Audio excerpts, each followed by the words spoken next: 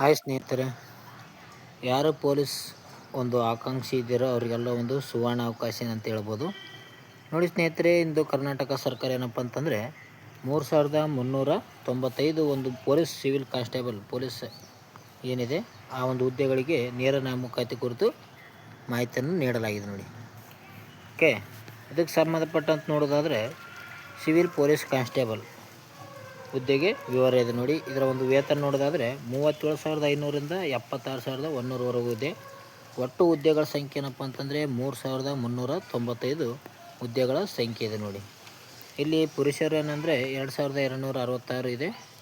ಅದೇ ರೀತಿಯಾಗಿ ಮಹಿಳೆಯರು ನೋಡೋದಾದರೆ 757 ಮಹಿಳೆಯರಿಗೆ ಇದೆ. ಅದೇ ರೀತಿಯಾಗಿ ಸೇವಾ ನಿರಂತರ ಪುರುಷರು 257, ಸೇವಾ ನಿರಂತರ ಮಹಿಳೆಯರಪ್ಪ ಅಂತಂದರೆ 82. ತೃತೀಯ ಲಿಂಗ ಅಭ್ಯರ್ಥಿಗಳು ಕೂಡ ಈ ಬಾರಿ ಕೊಟ್ಟಿದ್ದಾರೆ. ನೋಡಿ, ಅತಿ ಹೆಚ್ಚು 35 ಅವರಿಗೆ ಪೋಸ್ಟ್ಗಳನ್ನು ಕೊಡಲಾಗಿದೆ. ಅತಿ ಹೆಚ್ಚು ಅಂದರೆ ಇಲ್ಲಿ 1000 ಪೋಸ್ಟ್ ಏನಪ್ಪ ಅಂತಂದರೆ ಮಹಿಳೆಯರಿಗೆ ಆಗಿದೆ. ಉಳಿಕಿದ್ದೇನಪ್ಪ ಅಂತಂದರೆ ಪುರುಷರಿಗೂ ಕೂಡ ಆಗಿದೆ ಅಂತ ಹೇಳ್ಬೋದು. ನೋಡಿ, 2,266.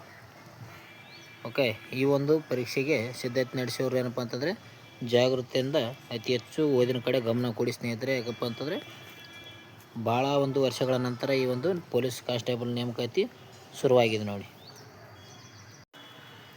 ಇದಕ್ಕೆ ಸಂಬಂಧಿಸಿದಂಥ ಒಂದು ಶೈಕ್ಷಣಿಕ ವಿದ್ಯಾರ್ಥಿ ನೋಡೋದಾದರೆ ಈ ಒಂದು ಪೊಲೀಸ್ ಕಾನ್ಸ್ಟೇಬಲ್ ಆಗೋಕ್ಕೆ ಏನು ಅರ್ಜಿ ಸಲ್ಲಿಸಬೇಕಪ್ಪ ಅಂತಂದರೆ ಅದಕ್ಕೆ ಏನು ಪಾಸಾಗಿರ್ಬೇಕಂದ್ರೆ PUC ಪಾಸಾಗಿರ್ಬೇಕಾಗ್ತದೆ ನೋಡಿರಿ.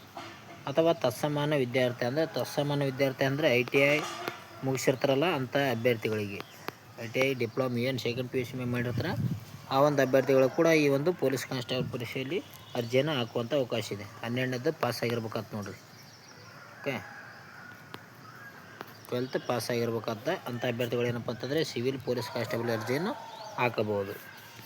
ಓಕೆ, ಅದರ ಬಗ್ಗೆ ಇಲ್ಲಿ ಅಷ್ಟೊಂದು ಮಾಹಿತಿ ಇದೆ. ನೋಡಿ, ಅದೇ ರೀತಿಯಾಗಿ ಈ ಒಂದು ಪುರುಷರು ವಯೋಮಿತಿ ಕೂಡ ಬಗ್ಗೆ ಮಾಹಿತಿ ನೋಡೋಣ. ಕನಿಷ್ಠ ಏನಪ್ಪ ಅಂತಂದರೆ 18 ವರ್ಷಗಳಿಂದ 27 ವರ್ಷ ಹಂಗೆ ಇರಬೇಕಾಗಿತ್ತು. ಈಗ ಅದರ ಒಂದು ಸಡಿಲಿಕೆಯನ್ನು ನೀಡಿದ್ದಾರೆ ನೋಡಿರಿ. 5 ವರ್ಷಗಳ ಕಾಲ ಒಂದು ಸಡಿಲಿಕೆಯನ್ನು ನೀಡಿ ಈಗ ಸಾಮಾನ್ಯ ಅರ್ಹತೆ ಅಭ್ಯರ್ಥಿಗಳಿಗೆ 33 ವರ್ಷಗಳನ್ನು ನೀಡಿದ್ದಾರೆ. ಅದೇ ರೀತಿಯಾಗಿ ಪರಿಶಿಷ್ಟ ಜಾತಿ, ಪರಿಶಿಷ್ಟ ಪಂಗಡ ಮತ್ತು 2A 2B ಏನು ಅಭ್ಯರ್ಥಿಗಳಿದ್ದಾರೆ ಅವರಿಗೆ 35 ವರ್ಷಗಳವರೆಗೆ ಒಂದು ಅರ್ಹತೆ ವಯೋಮಿತಿಯನ್ನು ಹೆಚ್ಚಿಸಲಾಗಿದೆ. ನೋಡಿ, ಅರಣ್ಯ ಪ್ರದೇಶದ ವಾಸಿಸುತ್ತಿರುವ ಬುಡಕಟ್ಟು ಅಭ್ಯರ್ಥಿಗಳಿಗೆ 38 ವರ್ಷಗಳ ವಯೋಮಿತಿ ಮಾಡಲಾಗಿದೆ. ಸೇವಾ ನಿರಂತರ ಪುರುಷರು ಮತ್ತು ಮಹಿಳಾ ಅಭ್ಯರ್ಥಿಗಳಿಗೆ 38 ವರ್ಷಗಳು, ಸಾಮಾನ್ಯ ಅರ್ಹತೆ ಹೊಂದಿರುವ ಅಭ್ಯರ್ಥಿಗಳಿಗೆ. ಅದೇ ರೀತಿಯಾಗಿ ಪರಿಶಿಷ್ಟ ಜಾತಿ, ಪರಿಶಿಷ್ಟ ಒಂದು ಪಂಗಡದವರಿಗೆ 40 ವರ್ಷಗಳ ಕಾಲ ಈ ಒಂದು ವಯೋಮಿತಿಯನ್ನು ಸಡಲಿಕೆ ಮಾಡಲಾಗಿದೆ. ನೋಡಿ, ಇದು ಕೂಡ ಒಂದು ಉಪಯುಕ್ತ ಆಗಿದೆ ಅಂತ ಹೇಳ್ಬೋದು. ಯಾಕಪ್ಪ ಅಂತಂದರೆ ಅತಿ ಹೆಚ್ಚು ಓದಿದಂಥ ವ್ಯಕ್ತಿಗಳು ಕೂಡ ನನ್ನ ಒಂದು ಏಜ್ ರಿಲ್ಯಾಕ್ಸೇಷನ್ ಸಿಕ್ಕರೆ ಚೆನ್ನಾಗಿರ್ತದೆ ಅಂತ ಅಂತಿರ್ತಾರೆ. ಅಂಥ ಒಂದು ಅಭ್ಯರ್ಥಿಗಳಿಗೆ ಕೂಡ ಒಂದು ಸುವರ್ಣ ಅವಕಾಶ ಅಂತ ಹೇಳ್ಬೋದು. ಅವರು ಕೂಡ ಈ ಒಂದು ಪರೀಕ್ಷೆಯಲ್ಲಿ ಪಾಸ್ ಮಾಡುವಂಥ ಸಾಧ್ಯತೆ ಇರುತ್ತೆ ನೋಡಿರಿ. ಓಕೆ, ಇಲ್ಲಿ ಮಾಹಿತಿಯನ್ನು ಕೊಟ್ಟಿದ್ದಾರೆ ನೋಡಿರಿ.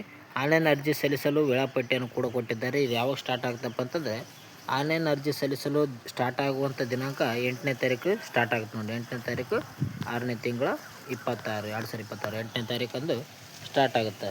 ಆನ್ಲೈನ್ ಮುಖಾಂತರ ಅರ್ಜಿ ಸಲ್ಲಿಸುವ ಒಂದು ಕೊನೆ ದಿನಾಂಕ ಏನಪ್ಪ ಅಂತಂದರೆ 3ನೇ ತಾರೀಕು ಅಂದರೆ ಜುಲೈ 3ರವರೆಗೂ ಇರುತ್ತದೆ. ಶುಲ್ಕ ಪಾವತಿ ಮಾಡಲು ಕೊನೆಯ ದಿನಾಂಕ 4 ಇರ್ತದೆ ನೋಡಿ. ಜುಲೈ 4ವರೆಗೂ ಇರ್ತದೆ ಈ ಒಂದು ಮಾಹಿತಿ.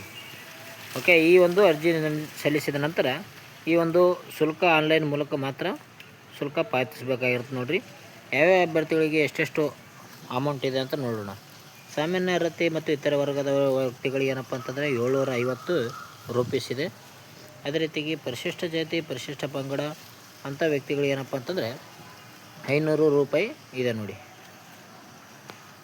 ಓಕೆ, ಪಾವತಿಸಿದ ಶುಲ್ಕವನ್ನು ಯಾವುದೇ ಕಾರಣಕ್ಕಾಗಿ ಹಿಂದಿರುಗಿಸಲಾಗುವುದಿಲ್ಲ ಅಂತ ಕೂಡ ಹೇಳಲಾಗಿದೆ ನೋಡಿ. ಈ ಒಂದು ಮಾಹಿತಿಯನ್ನು ಕೂಡ ನೋಡಿಕೊಳ್ಬೇಕಾಗ್ತದೆ.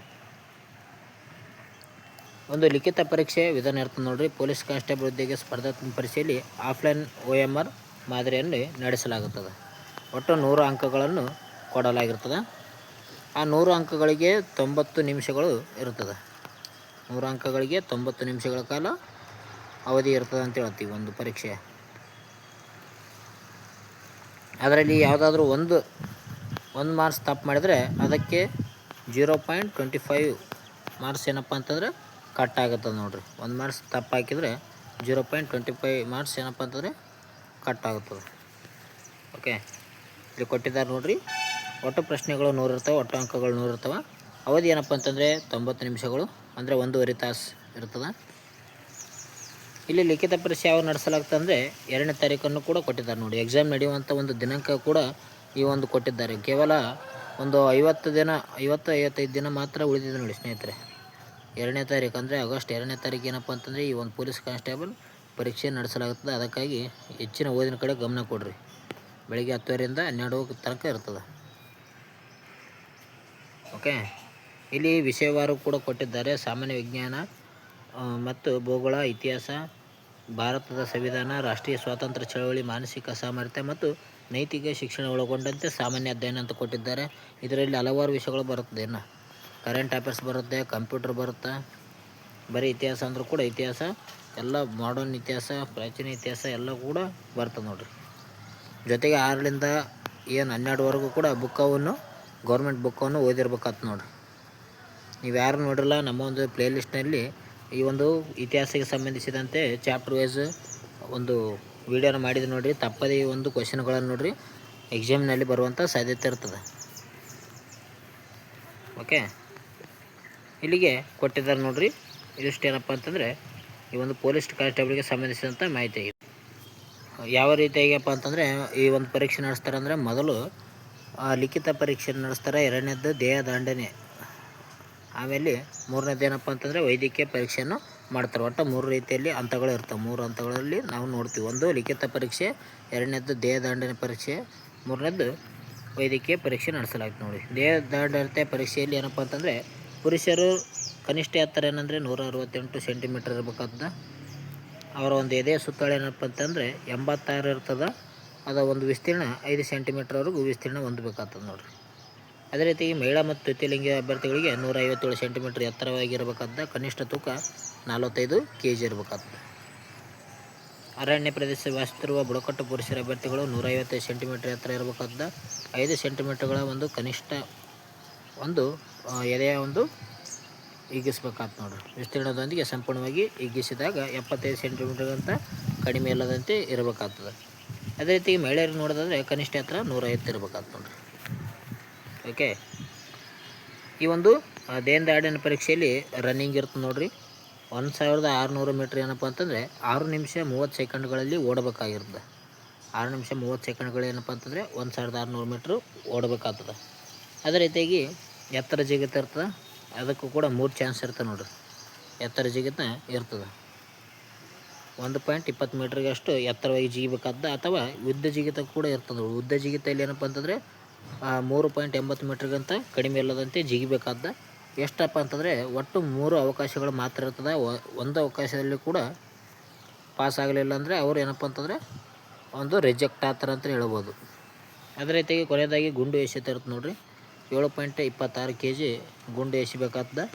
5.60 ಮೀಟ್ರ್ಗಳಷ್ಟು ಕಡಿಮೆ ಇಲ್ಲದಂತೆ 3 ಅವಕಾಶಗಳಲ್ಲಿ ಅದನ್ನು ಎಸೆಯಬೇಕಾಗುತ್ತೆ ನೋಡಿರಿ. ಮಹಿಳೆಯರಿಗೆ ಸಂಬಂಧಿಸಿದಂತೆ ನೋಡೋದಾದರೆ ಮಹಿಳಾ ಅಭ್ಯರ್ಥಿಗಳು 400 ಮೀಟ್ರನ್ನು ಓಟ ಇರ್ತದೆ. ಕನಿಷ್ಠ 2 ನಿಮಿಷಗಳಂತೆ ಮೀರದಂತೆ ಓಟವನ್ನು ಓಡಬೇಕಾಗ್ತದೆ. ಅವರಿಗೂ ಕೂಡ ಎತ್ತರ ಜಿಗಿತ, ಉದ್ದ ಜಿಗಿತ ಇರ್ತದೆ. ಅವರು ಕೂಡ 3 ಅವಕಾಶಗಳನ್ನು ಒಳಗೊಂಡಿರ್ತಾರೆ ನೋಡಿರಿ. ಗುಂಡು ಎಸೆತದಲ್ಲಿ 4 kg ಗುಂಡು ಎಸೆತದಲ್ಲಿ ಅವರು 3.75 ಮೀಟ್ರಷ್ಟು ಕಡಿಮೆ ಇಲ್ಲದಂತೆ 3 ಅವಕಾಶಗಳಲ್ಲಿ ಆ ಗುಂಡನ್ನು ಎಸೆಯಬೇಕಾಗುತ್ತೆ ನೋಡಿರಿ ಈ ಒಂದು ದೇಹ ದಂಡನೆ ಪರೀಕ್ಷೆಯಲ್ಲಿ. ನಂತರ ಮೆಡಿಕಲ್ ಟೆಸ್ಟ್ ಇರ್ತದೆ, ಅದರಲ್ಲಿ ಕೂಡ ಕಣ್ಣಿನ ಪರೀಕ್ಷೆ ನಡೆಸ್ತಾರೆ. ಆ ಒಂದು ಕೂಡ ಪರೀಕ್ಷೆಯಲ್ಲಿ ಪಾಸ್ ಆಗಬೇಕಾದ ನಂತರ ನಿಮಗೆ ಒಂದು ವೇಕೆನ್ಸಿಯಲ್ಲಿ ಕೆಲಸ ಸಿಗುತ್ತೆ ನೋಡಿರಿ. ಓಕೆ, ಇದಿಷ್ಟೇನಪ್ಪ ಅಂತಂದರೆ ಪೊಲೀಸ್ ಕಾನ್ಸ್ಟೇಬಲ್ ಪರೀಕ್ಷೆಗೆ ಸಂಬಂಧಿಸಿದಂಥ ಮಾಹಿತಿ ಇತ್ತು. ಈ ಒಂದು ವಿಡಿಯೋ ಇಷ್ಟ ಆಯಿತು ಅಂದರೆ ಲೈಕ್ ಮಾಡಿ, ಶೇರ್ ಮಾಡಿ, ಸಬ್ಸ್ಕ್ರೈಬ್ ಮಾಡಿ. ಓಕೆ ಸ್ನೇಹಿತರೆ, ಮುಂದಿನ ಒಂದು ವಿಡಿಯೋದಲ್ಲಿ ಸಿಗೋಣ. ನಮ್ಮ ಒಂದು ವಿಡಿಯೋಗಳನ್ನು ಪ್ಲೇ ಲಿಸ್ಟಲ್ಲಿ ನೋಡಿ. ಇತಿಹಾಸ ಇದೆ, ಭೂಗೋಳ ಇದೆ, ಚಾಪ್ಟರ್ ವೈಸು ಕ್ವಶನ್ಗಳವ. ಆ ಕ್ವಶನ್ಗಳನ್ನು ನೋಡಿರಿ. ನೀವು ಅಂದರೆ ನೀವು ಏನು ಓದಿದ್ರೆ ಅದೇ ಒಂದು ಕ್ವಶನ್ ಆಗಿ ಬಂದಿತ್ತಪ್ಪ ಅಂತಂದರೆ ನೀವು ಸರಿಯಾದ ದಾರಿಯಲ್ಲಿ ಇದ್ದೀರಂತ ಅರ್ಥ. ಓಕೆ, ಅದಕ್ಕಾಗಿ ಕ್ವಶನ್ನನ್ನು ಅತಿ ಹೆಚ್ಚು ಪ್ರಾಕ್ಟೀಸ್ ಮಾಡಿರಿ. ಅದ್ರ ಜೊತೆಗೆ ಓದೋದು ಕೂಡ ಜಾಸ್ತಿ ಮಾಡಿರಿ. ಮುಂದಿನ ಒಂದು ವಿಡಿಯೋದಲ್ಲಿ ಸಿಗೋಣ. ಟೇಕ್ ಕೇರ್, ಬಾಯ್.